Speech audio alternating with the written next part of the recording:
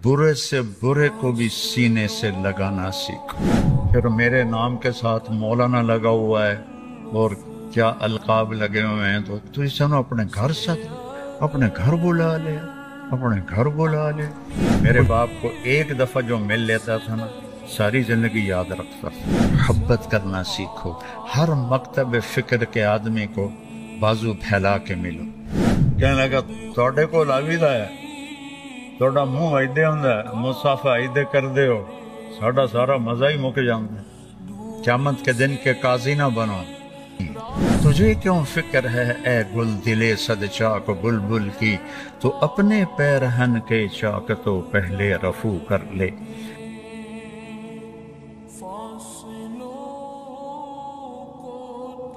बुरे से बुरे को भी सीने से लगाना सीखो। जब मैं तुलंबे में तवाइफों में काम किया तो सिर्फ बेटी कहने पर वो रोने लगती थी। कहा जी सानू तो साढ़े प्यो कदी बेटी नहीं आख्या, तुसी सानू बेटी आंदे। वो तवाइफों का चौधरी वो और अपनी बीवी के साथ कुछ सवाल लेकर आया था, तो डेरे में बैठा था। तो मुझे मुलाजिम ने बताया, मैंने कहा उसको अंदर बुला लो। तो मैंने मियाँ बीवी को अंदर बुलाया और जो सामने हमारा बरामदा है उसमें बिठाया।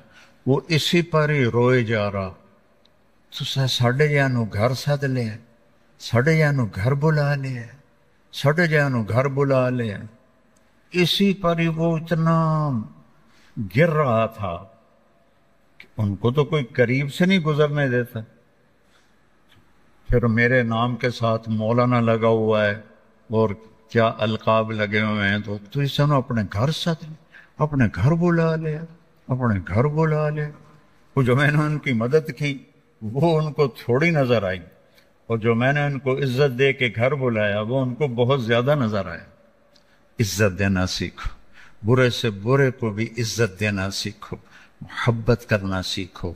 हर मकतब फिक्र के आदमी को बाजू फैला के मिलो। मेरे बाप को एक दफा जो मिल लेता था ना, सारी जिंदगी याद रखता था। तो उनकी आदत थी वो ऐसे मिलते, आओ भाई आओ भाई आओ। हमारा एक नाई था अब्दुल शकूर, मरहूम फौत हो गया।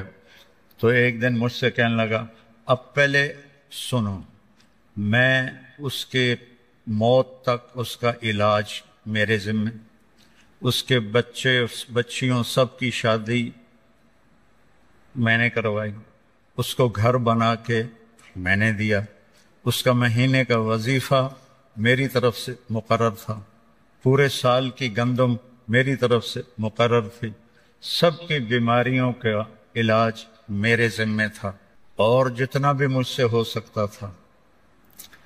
मुझे कहता है, मौलाना साहब तोड़े देरे च आवन दे हुण चस मुक गई, तोड़े देरे आपके देरे में आने का मजा खत्म हो गया है। मैं क्या की होया है? अब आपने सुन लिया ना मैं क्या कर रहा था उसके लिए। और मेरे बाप क्या करते थे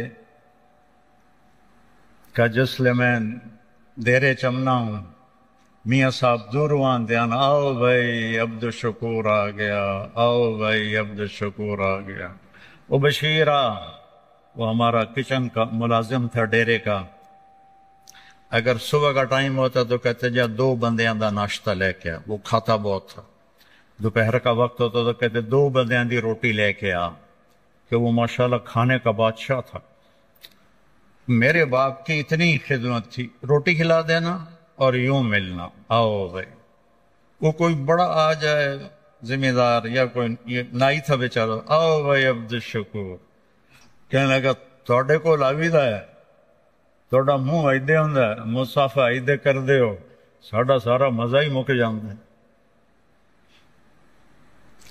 मैं कहा तेरी बेड़ी तर जावे, जेड़ी मैं तेरी उंज खिदमत करना वो तेन याद कोई नहीं। कि तो ठीक है, पर जरा तुस ऐ करके मिलते हो ना, ये सारी चस मुक जाती। तो बशा इब्तिसाम का फी वजह अखी का सदका, मुस्कुरा के मिलो, हंस के मिलो। कोई हो, बरेलवी हो, देवबंदी हो, शिया हो, सुन्नी हो, ममाती हो, हयाती हो, सलफी हो, ऐसे آؤ جی، جنت دوزخ کا فیصلہ تم نے کرنا ہے، ایمان پہ مرنے نہ مرنے کا فیصلہ تم نے کرنا ہے، یہ تو اللہ نے کرنا ہے۔ من کان آخر کلامہ لا الہ الا اللہ دخل الجنہ۔ اور کتنے لوگ ہیں جو زندگی بھر غفلت میں گزاری لیکن مرتے ہوئے کلمہ پڑھتے ہوئے دنیا سے گئے۔ تو اللہ نہ بنو، قیامت کے دن کے قاضی نہ بنو، یہ جنتی ہے، یہ دوزخی ہے، یہ ایسا ہے، یہ ویسا ہے، نہیں۔ تجھے کیوں فکر ہے اے گل دلے صد چاک بلبل کی، تو اپنے پیرہن کے چاک تو پہلے رفو کر لے۔ نبی کی محنت اپنی ذات سے شروع ہوتی ہے، تحریکوں کی محنت دوسروں پر شروع ہوتی ہے۔ یہ ایسے ہیں، ان کو ایسے کر دو، یہ ایسے ہیں، ان کو ایسے کر دو۔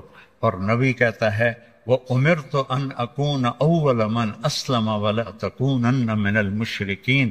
میرا رب مجھے کہہ رہا ہے کہ پہلے میرے نبی آپ خود مسلم بن کے دکھائیں اور شرک سے پاک ہو کر دکھائیں، آپ مثال بنیں اپنے آپ کو۔ تو تبلیغ کی محنت بھی اپنے آپ کو بنانے کی محنت۔ میں جب 1971 میں نکلا 3 چلے کے لیے تو یہ دعوت، بھائی ہم تو دین سیکھنے کے لیے نکلے ہیں، ہم ہدایت پانے کے لیے نکلے ہیں۔ تو یہ ایک نبی کی محنت شروع اپنی ذات سے ہوتی ہے۔ قرآن کی تلاوت کو اپنی زندگی کا معمول بناؤ اور قرآن کو تدبر سے پڑھنا سیکھو۔ میں تفسیریں پہلے پڑھتا تھا جب کبھی ہمت تھی، اب تو کئی سال ہو گئے کبھی نہیں پڑھتا ہوں۔ تلاوت کرتے کرتے الفاظ سے جو معنی کوئی سمجھ میں آتے ہیں وہ میں بیان کر دیتا ہوں۔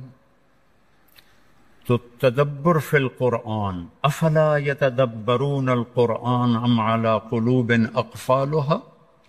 اگر تم ترجمہ پڑھو گے یا تفسیر پڑھو گے تو تدبر تو ختم ہو جائے گا۔ میں یہ نہیں کہتا کہ تفاسیر نہ پڑھو، لیکن تدبر تک پہنچنا ہے تو عربیت کو مضبوط کرو،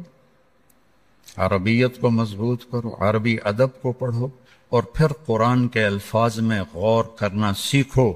پھر اللہ تمہیں قرآن کا حسن دکھائے گا، اور ایک دفعہ اس کا حسن سامنے آ گیا تو پھر مرتے دم تک کسی چیز کی طرف نظر اٹھے گی نہیں۔ ہماری تو بدقسمتی ہے، ہم اس اندھے کی طرح ہیں جو باغ میں ہے لیکن دیکھ نہیں سکتا، نہ غنچے، نہ کلیاں، نہ تتلیاں، نہ بلبل، صرف کھڑا ہوا پھولوں کی خوشبو سونگھ رہا ہے اور اسے کچھ پتہ نہیں۔ آج کے مدارس سے نکلنے والے طلباء علماء، ان کی مثال اس اندھے کی ہے جو باغ میں تو ہے پر اس سے نظر کچھ بھی نہیں آ رہا۔ تو اس کو 6 سال کو آخری نہ سمجھو، اپنی محنت کو بڑھاؤ، ساری زندگی عربی ادب، جو قصص العرب جس میں خوبصورت تعبیرات ہیں، اس کا ذوق پیدا کرو۔ اس سے آپ کو بہت فائدہ ہوگا قرآن کے سمجھنے میں اور سیکھنے میں، اور اپنے نبی کی سیرت کو، جس میں یہ کیف عاملہم ایک ابداع ہے اس شخص کا کہ آج تک کسی نے سیرت کو اس طرح نہیں لکھا۔ میں نے سیرت کی اللہ کے فضل سے بے شمار کتابیں نظر سے گزری ہیں، لیکن ایسا کتاب میں نے کوئی نہیں دیکھی۔ اس کو اپنے مطالعے کا حصہ بناؤ۔ تمہاری شادیاں ہوں گی تو اپنی بیوی کے ساتھ حسن سلوک کرو۔